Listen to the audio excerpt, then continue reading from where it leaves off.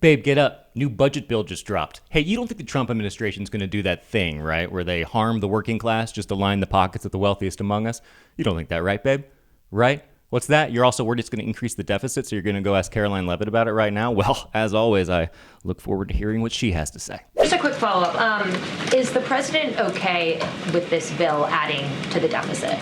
This bill does not add to the deficit. In fact, according to the Council of Economic Advisors, this bill will save $1.6 trillion. And the president absolutely understands and hears the concerns of fiscal conservatives and of Americans who want to get our fiscal house in order. That's what the intention of this bill is. There's $1.6 trillion worth of savings in this bill. That's the largest savings for any legislation that has ever passed Capitol Hill in our nation's history. The next bill that even comes close was $800 billion. That's less than half of the savings that we see in the One Big Beautiful Bill. And so the goal of this bill is to produce economic growth, to cut taxes, and to get our fiscal house in order. And this is the right step in the right direction towards doing that. Why is she so mad all the time? Okay, yeah, quick fact check. So according to the CBO, this new bill will add $4.6 trillion to the deficit. But what even are numbers, you know?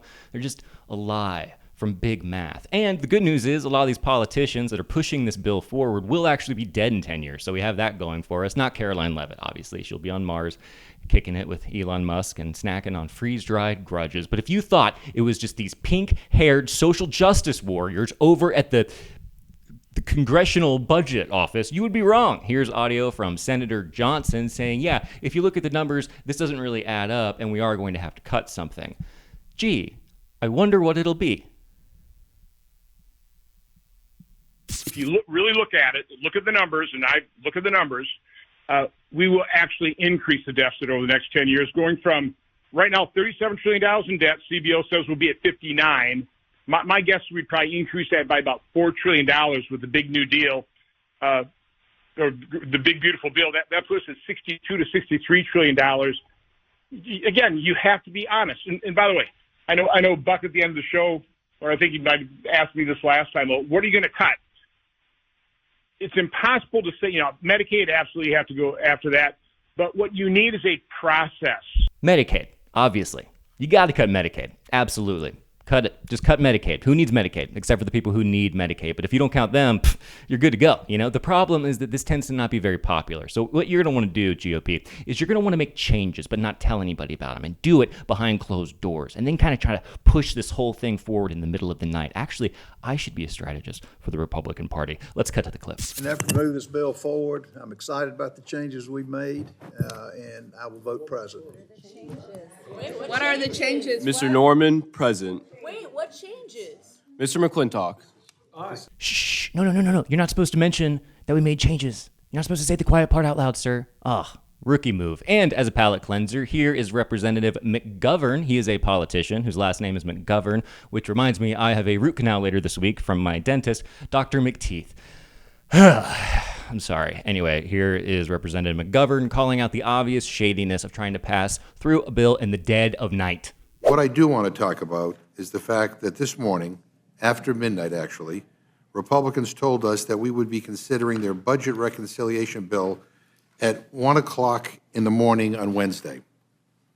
If Trump's big, beautiful bill is so great, why not debate it when people are still awake? Wouldn't you want everyone to know how great it is? Why are you debating it at 1 o'clock in the morning? I think that's prime time in Guam. Any person with half a brain cell can immediately figure out why you want to notice a meeting for 1 a.m.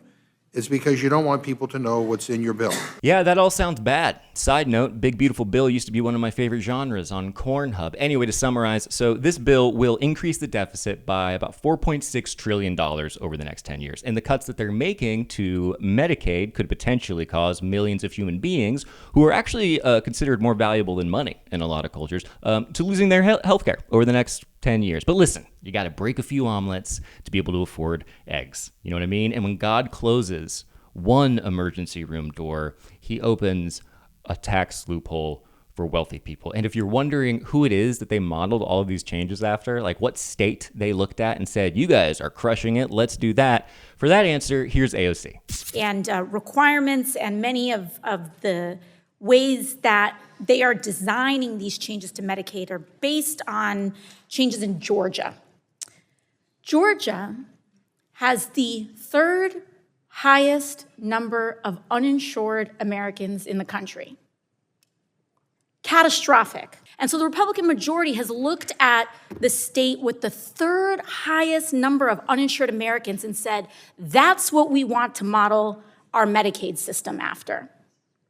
This catastrophic failure. Great news, sir. We found the perfect system to use as a model for our new planet protector. It's called the Death Star. But wait, there's more. AOC is just getting started, and so I think it's time for all of us collectively as Americans to, in more ways than one, let her cook. And I understand that the Republican majority wants the American public to be sold into accepting this by saying, you know what? We are secretly paying for Medicaid for every Venezuelan in the world, and that there are millions of 8-year-olds getting sex reassignment surgeries on Medicaid dime, and if we just take all of that, that will somehow make your Medicaid, cut that and make your Medicaid better. Sounds ridiculous, because it is. What Republicans are saying is that if we make all of these cuts, we will then shift that and invest it into Medicaid for people who actually deserve it. But if that were true, then the top line number, our budget for Medicaid, would be staying the same, right? We'd be taking from undeserving people and giving it to deserving people, and that should even out. But that's not what's happening in this bill. This bill is cutting nearly $1 trillion in Medicaid spending overall. Why? Because down the hallway, they are trying to finance tax cuts for people who are inheriting $22 million houses. I like how AOC shows how you can easily depotentiate fear-mongering just by, kind of making fun of it. Anyway, yeah, all of this, clever and covert trying to cut Medicaid so you can push forward a bill in the dead of night that's going to add trillions of dollars to the deficit and harm the working class while making rich people richer and not rich people not richer. This is just the bread and butter of the GOP, man. I think the only difference between the Trump administration and what it's always been is just the brazenness with which they do it now. It's yo, we can see you.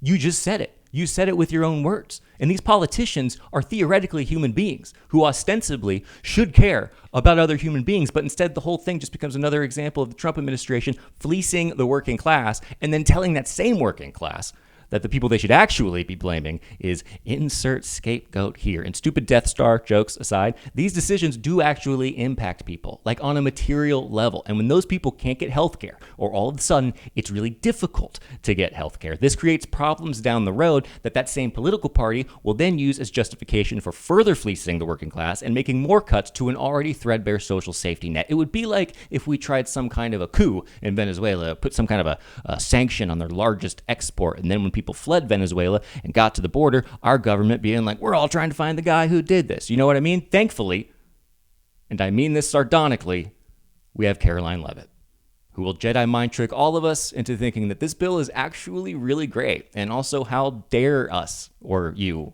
or her, or anyone. She should really meditate, I think. Anyway, let me know what you guys think about this. I said a lot of numbers, and I'm sorry if I threw that at you, but they're not real. At least that's what I've heard. I think that's actually chapter 2 of Project 2025. They're going to get rid of numbers. Anyway, bye guys.